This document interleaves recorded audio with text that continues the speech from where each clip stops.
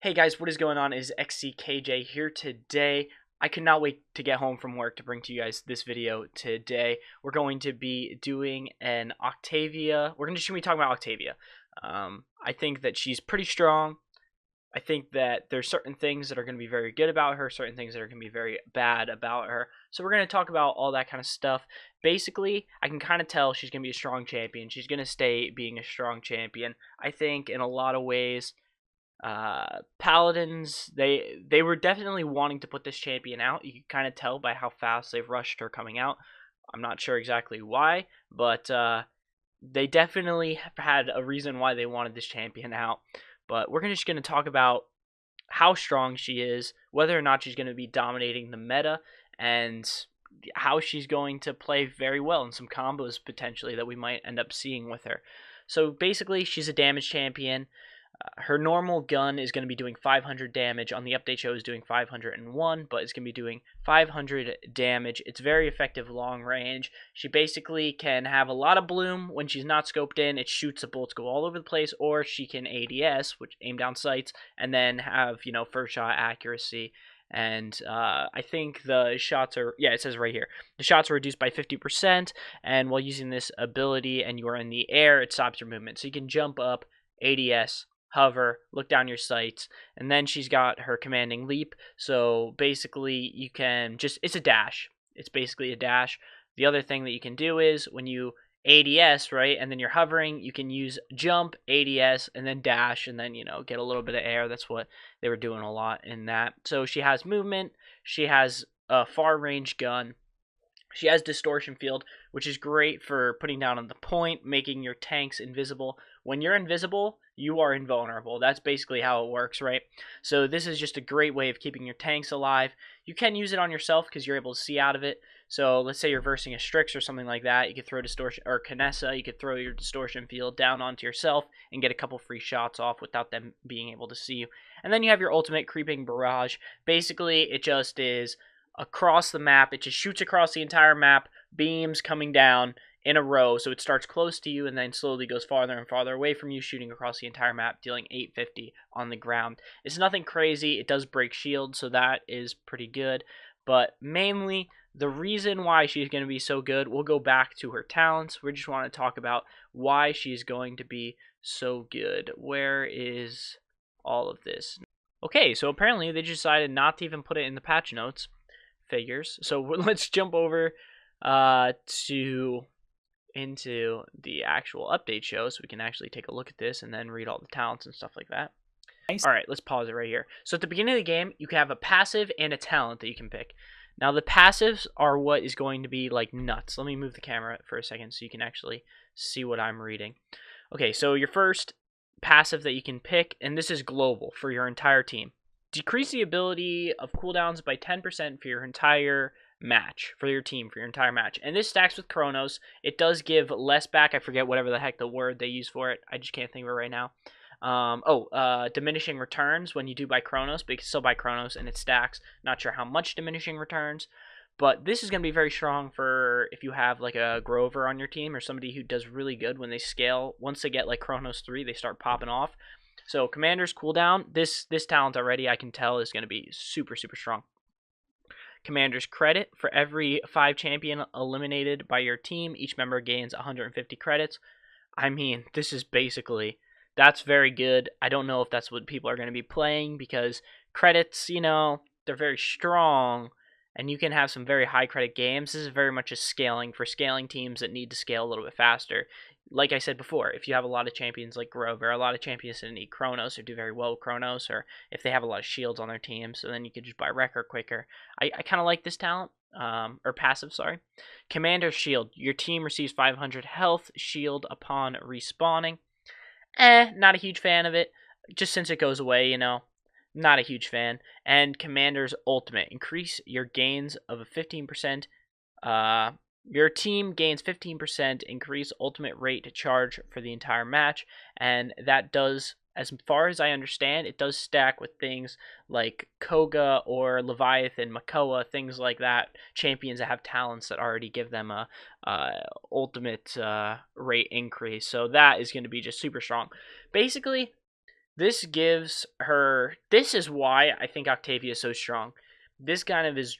She would be strong without this, and then this giving your entire team Kronos 1 for free, giving them money for free. I mean, heck, 5 elims. You have some games where you have 40 elims, so geez, 150. That's Nimble 1 right there. You get 15 elims. You have Nimble 3 for free. I mean, that's pretty great, I gotta say. But that is for later in the game. I really think Commander's ultimate and Commander's cooldown are just gonna be forget it. Forget it. They're gonna be so strong. It's one of the reasons why she is gonna be so good. With that being said, though, let's go back over. We kind of went over her abilities already. We'll take a look at her talent. I think her best talent, personally, might be Display of Force, which pretty much makes her ult root if it hits, and on top of rooting, it does an extra 600 damage. So basically, she can... Basically, what that means is, on a damage champion, if you hit the root on the damage champion, you just scope in, get 2 free shots, and they instant die. So that's going to be really good. And then I also think Hell or High Water might be good. Upon landing with Commander's Leap ability, you get pretty much a health pool when you jump, and you have no consumption for ammo. This is good if you're going to be playing more of a flank build, personally. Maybe it might be good if you're playing a sniper build, you know? You jump back, you retreat, you land. Excuse me, I'm choking up over here. You jump, you land, and then you scope in. You're getting some health back, and you're like shooting a little bit. It might be good, it might be bad. I really doubt it's gonna be any good. And asymmetric warfare. The only reason why I don't think this talent is gonna be that good is because your distortion field is on an 18-second cooldown, and so because your distortion field is on such a high cooldown, you're just not gonna be able to proc it that much. And I don't even think like damaging enemies for 125 and or so it's 250 per second and 150 for heals. Like, I just don't think it's enough, personally. Who knows, it might be, but I really don't think it's enough to do anything that great. If it decreased the cooldown of the distortion field, it would be amazing, but since it doesn't, I don't think it's going to be all that great. So basically, let's just talk about now, with all these things combined, where is Octavia going to sit as far as damages go? Her weapon deals a little bit of damage compared to other people. Like, compared to Cassie, her gun doesn't do that much damage, but her fire rate is a lot higher, so she doesn't have that same burstiness necessarily that Cassie does, but she has a lot of consistent damage. I think she is going to be very strong as far as snipers go, especially since, I mean, heck, giving Kronos the entire team, especially a team with like Inara. If you're playing like Inara, Grover, Atlas, and you know, a bunch of people with high cooldowns are going to benefit so much from that cooldown reduction or the ultimate increase in the charge. Basically, I think, you know, 2200 health, that's basically Tyra. That is how much health Tyra has, and Tyra is a very healthy champion. I mean, she's going to be strong, guys. She is going to be very strong. Her weapon, even though it does so little amount, it's like, it still has a fast fire rate, not to mention she can hip fire it. If she jumps on top of people, uses her dash, she has a lot of mobility, you know? And she's practically invulnerable when she throws the shield down on, or not the shield down, I guess the bubble on top of herself. I don't know what we're going to call it. We can't call it a shield because it doesn't block damage, but it does block line of sight. So, I mean, man, they're going to need to touch her. I doubt they will, you know, because new champion, and they're not going to touch her for a while. Trust me. She's going to be strong. She's going to be very strong. And we're going to have to end up living with it. Hopefully, now that we have so many champions in the game, I think it's about time that they give us 3 bans.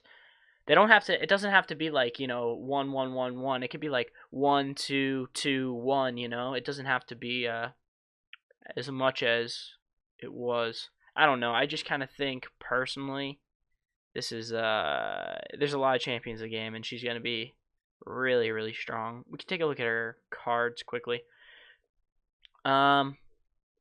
Anything game breaking in her card? I mean, reducing damage taken by 5% stacking.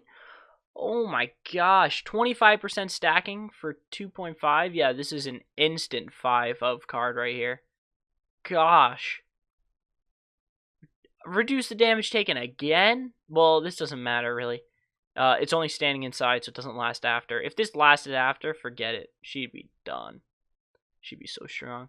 Should cooldown. Alright, so you can't get Distortion Field on that low of a cooldown. Nobody's going to waste 5 points just to get that up to, like, a couple more, like, what? 1, 2. Yeah, if it's on an 18-second cooldown, that'll be, like, nothing. Increase the size of its Distortion Field. That's a pretty good card, but not game-breaking. Tactical Fire. Eliminations confirmed. Not a huge fan of. Not a huge fan of cards give ultimate charge, especially not when you get a kill. Like, it's hard to get kills. Reduce the movement speed penalty. That's just decent, you know. Reduce the time it takes. This will be a good card. People will play this. But I mean, heck, damage reduction on her. I didn't even know she had a damage reduction card. That's gonna be a 5 of instantly. Probably just running that, increased health, and that increased health. Oh yeah, fire maneuver. So you'll probably play determined defense. You'll play fire maneuver, getting jumpy on like 2 or 3, and then air supremacy. That's probably going to be what it is. Oh, reduce your weapon recoil while using jump. Interesting. I don't know if that'll be good. We'll see. But anyway, yeah. What do you guys think about the new patch? A lot of new stuff coming out. Not many balance changes, which I was kind of disappointed about because the game's okay right now as far as like balance goes. It's very balanced, but I kind of like it when things get a little bit wacky. Things aren't really wacky right now. It's very just, you know, all the champions are pretty balanced. They nerfed Barrack for some reason, who knows why, and they nerfed Barrack and one other champion. Who was it? Who did they nerf? Barrack and my boy, man. There's so much in this patch. A lot of money stuff though. Balance. Here we go. Barrack. Oh, Yagarath. Duh. Yeah, they nerfed Barrack and Yagarath, which is good since she's gonna be into ranked next patch. But that's fine. Oh, so I wanted to talk about combos. I literally just remembered. So pretty much, Octavia's Distortion Field mixed with Yagarath. Forget it, guys. Yagarath's gonna pop her ult. Octavia will throw her shield down on top of it, and then bam, you get the ult for free. Or every single person is gonna have to come into the shield in order to shoot her. So I mean, that's gonna be a really great combo together. That was one thing that first just popped in my head right away. And honestly, she's just gonna be throwing it down on the point, I think, most of the time, because it's just gonna be so strong for point tanks and make it really unfair in a lot of different ways. But anyway, let me know, what do you guys think of Octavia? You think she's good, bad, anything, any of the above? Let me know. And then I'm excited to be talking about some other stuff. Also, guys, I just want to remind you, once we hit 5,000 subscribers, I'm going to be doing the 1-chip challenge. I'm going to try to eat the world's spiciest chip. And, yeah, just eat the world's spiciest chip and play a casual game of Paladins at the same time. And also, guys, you know, we have a crazy goal. If we hit 20,000 subscribers by the end of the year, I will get a Paladins tattoo. That's what I said. All right. Anyway, I'll see you guys in the next video. Peace.